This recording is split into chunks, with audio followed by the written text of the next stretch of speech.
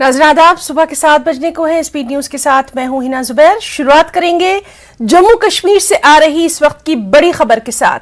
जी हां, जम्मू कश्मीर से ये बड़ी खबर है। शोपिया में एनकाउंटर के ताल्लुक से लश्कर से वाबस्ता 2 मिलिटेंट को हलाक किया गया है।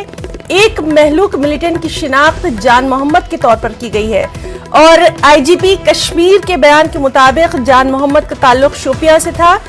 सबसे अहम कि जान मोहम्मद बैंक मैनेजर विजय कुमार के कत्ल में मुलविस था।